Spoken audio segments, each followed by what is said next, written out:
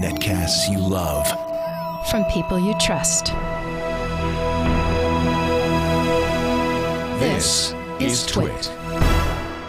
Audio bandwidth for the Daily GizWiz is provided by Winamp. Subscribe to the Daily GizWiz and all your favorite podcasts with the ultimate media player. Download it for free at winamp.com. Video bandwidth for the Daily GizWiz is provided by CacheFly at CacheFly.com. It's time for the Daily GizWiz with Mad's maddest writer, Dick DeBartolo. This is episode 1178 for Wednesday, September 15th, 2010. Griffin's SmartShare.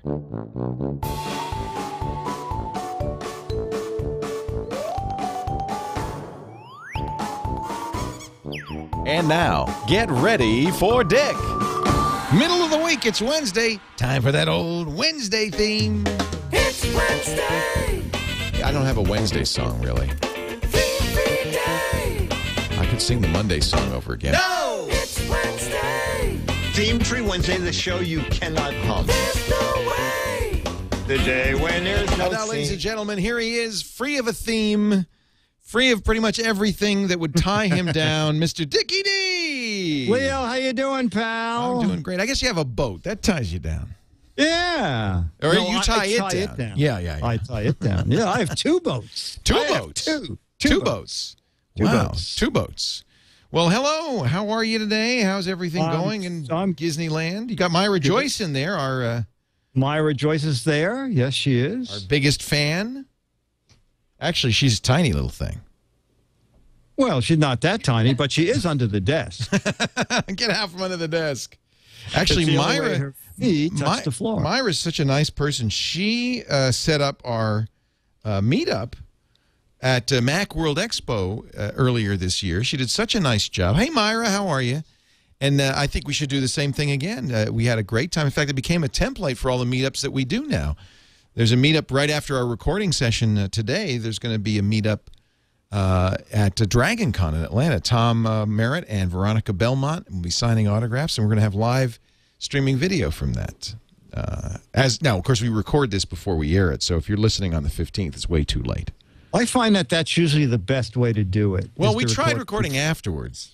I know, and none of us could remember what we had said. Yeah. So we said, you know what? Let's just we'll be old-fashioned in that sense. Record, then play. You know, when they say new media, I take that seriously. I want to do Oh it yeah, differently. no, it was great. Yeah. And your other thing, let's film the video and the audio separately. We tried that for a while. There were it some was sync issues. different. Yeah, it was. It was. Again, mostly because you couldn't remember your lines. No, I know. We script them out I would for you, blame the editors too. I think it was that the editors were spending 200 and 300 hours per episode That could have done trying to match. Yeah, word by word to match the lips up with the words. Sometimes they'd have to take words from other shows and put them in. Yeah. It was a nightmare. It was a nightmare. Nightmare. But you know, by the time we have 2,000 shows, which isn't that far off at this rate, Yeah, for a couple of weeks. we'll have enough shows that everything we're ever gonna say we will have said. So they just, Well, you know what? Yeah. we're we gonna could make just it send the editors. We could send the editors gadgets. and have and they them could just- assemble it. Assemble our reviews. You know, the truth is, we are being silly, obviously. I think that's fully We are. possible. By the time you and I kick the bucket, Yeah. we'll have done probably 10,000 episodes, right? No, it's 100. Who knows? Any number of episodes. There will probably be enough words and enough recordings of us. And by then, computer power will be sufficient that the computer can index the whole thing. I bet somebody could write a program to do that today. Index the whole thing. When it needs a word, just pull it and assemble it. We might sound like this, but it would still have every word that we needed in it. We That's kind about of the sound most natural like you've that ever sounded. anyway. Don't you think? Yeah, absolutely. They got something like that for Roger Ebert. You know, poor Roger, Cisco and Ebert. He had a jaw cancer. They operate. He can't speak, but he has a machine that takes all the, because he's like us. Was on the air for years. All the words he ever recorded and assembled them together. And now when he speaks in his own voice. Yeah, it's great. I think it's very intriguing. But we don't. But we have too much fun doing this. No, that. Speak for yourself. Okay. No, I think by the time we get to episode 12,000, we'll be ready for this. All right. 12,000. Okay. Don't you? I want to hear a Yeah, sample now. Now I've gotten intrigued. You want to hear a sample of Roger Ebert's voice? Yeah. Because I'm intrigued at how this will sound. So they've sampled his voice. Want to hear the new voice. So that's his old voice. This is the first version of my computer voice. It's what they call the beta. It still needs improvement, but at least it sounds like me. It does. When I type anything, this voice will speak whatever I type. When I read something, it will read in my voice. I have got to say, in first grade, they said I talked too much, and now I still can. That is amazing. It's just great. You know, Roger is, I know, listens to some of our shows, and Andy Anako, who does the Mac Break weekly show, it works at the Chicago Sun-Times with Roger. We've got to get him on the show and demonstrate that. That would be amazing. Great. That is He's also written mind-boggling. some forwards for Mad Books. He was a big Mad fan. Oh, really? Maybe he listens to this show. Well, Roger, we'd love to get you on one of our shows. And I mean, talk about a gadget. Yeah. And so it's not so far-fetched to think that someday somebody will assemble our voices into shows. And, you know, if I do this long enough, I may never have to do it again. Would you like that? Yeah. Because we can, well, okay, we'll push in that direction. I'd like to retire. Okay. Leo Bot 2.0. Yeah. That way I could be president of the internet forever, says Pseudo47. Yeah, exactly. You would be retired. I would give it 2 days. 2 days. 2 days, and you would be back. Dick, let's get the gadget in here. By the way, I'm going to once again give out our drop cam address as soon as it's working again, and everybody can go watch the back of my head. Oh, great. Okay, super. Yeah. Super. What do you got today? I had a very funny, I was so impressed. Roger Ebert was at a preview for Don Johnson movie. And it was the first time, I didn't know him at the time. And I went up and introduced myself. And he said, oh, my God, I read all your stuff. We're talking, and he was so excited. And Gene Siskel came over and said, Roger, Don Johnson just came in. And Roger Ebert said, Gene, this is Dick DeBartolo. Who cares about Don Johnson? Oh, isn't that nice? I told that story. Well, I just told it again. Yeah, no, it was wonderful. That is so sweet. Now, I have to say, I love Roger Ebert. I think he is just class, great guy. Wow, that's a neat story. Yeah. Anyway, so when you visit New York, yes, get out the guidebook. Yes. 3 things to see: Empire State Building. Yes. Statue of Liberty. Yes. Disneyland. Yes. Okay. Now, I have so many guests coming, and, you know, we all wear headphones, so there's no feedback. And I started telling people, I used to try and supply headphones for everybody. So I started telling people, you know, please bring your own headphones. Oh, that's a good idea. But because there's such a tremendous lag, I've been using splitters so that people can listen into the same audio that we're doing. If they're watching the stream of us doing it, there's 20 seconds later. They'll laugh after your joke. Yes, exactly. And most of the time, we want people to laugh before the joke. Right. Yes, exactly. And then we think, oh, they must want to hear something funny. And then that enables us to be funny. Exactly. So the thing is, everybody has different volume needs. Yes, and I thought, that's you know a nice what? way to put it. Anybody make a splitter with a built-in volume control for each part of the splitter. So I did a little research, and our friends at Griffin, you've showed many products from Griffin. Yeah. They make something called Griffin SmartShare, and it is a little audio splitter, but each splitter has its own little slider. Oh, what a great idea. But, Leo, you're going to know the answer to this, and I don't. So I tried them on a pair of Bose noise reduction headphones, and I slid the slider up and down, and there was minimum change in volume. It went from, say, loud to a touch less loud. And I thought, my God, these just don't work. And then I just know that I don't even know what impedance is. I just know that headphones have all different impedance. And I thought, you know what, I'm just going to try a different pair of headphones. So I tried these headphones on, which are also Bose, but these are Bose for what we do here. They're for more like, passive headphones. Yeah. yeah, exactly. And I put them in. I can vary the volume from loud to almost off. So depending on what headphones you're going to use these with, they can really solve a problem, if indeed you have that problem, where two of you share an audio source, you have different headphones, and you want to vary the volume for each one. And they're very affordably priced. The list price is either $15 or $20. And I did a web search on Amazon and found them for $10. Wow. So, Leo, you know, it's interesting how people can get really taken for a ride. I went to a place called, I wrote it down here. It is justcardvdplayers.com. Justcardvdplayers.com.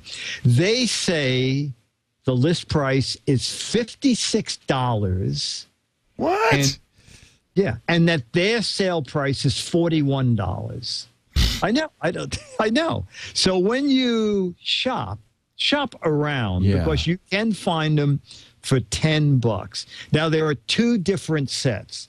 There's SmartShare and SmartShare Plus.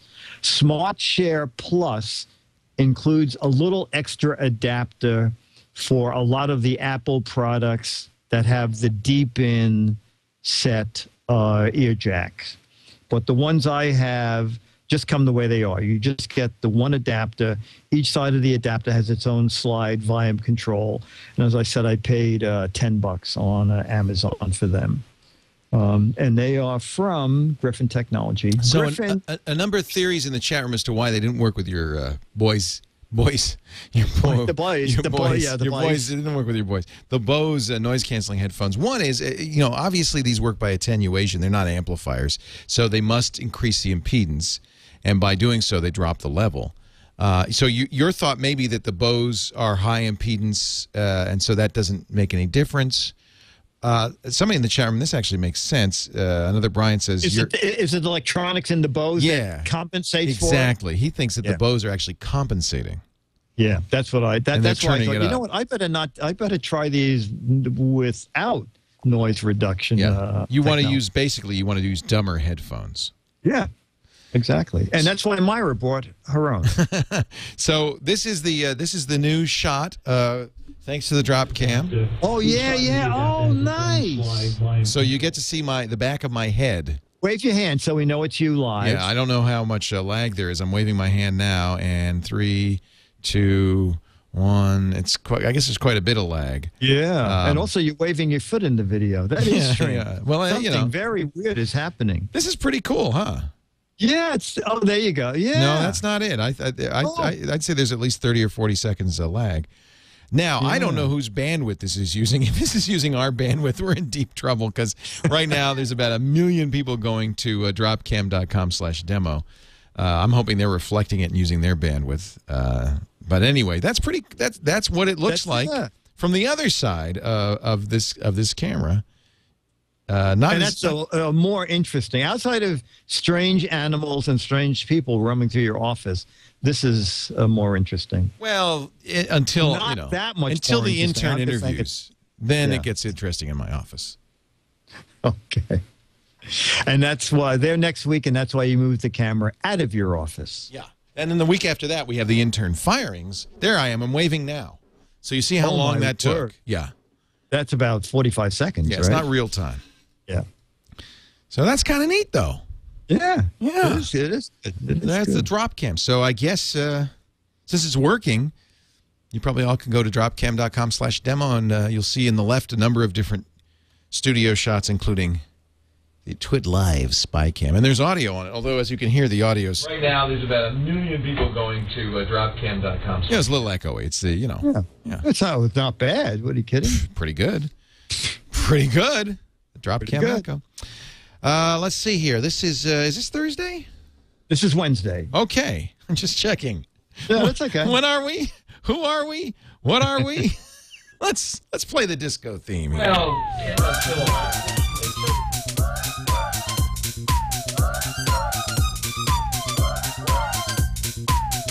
Here comes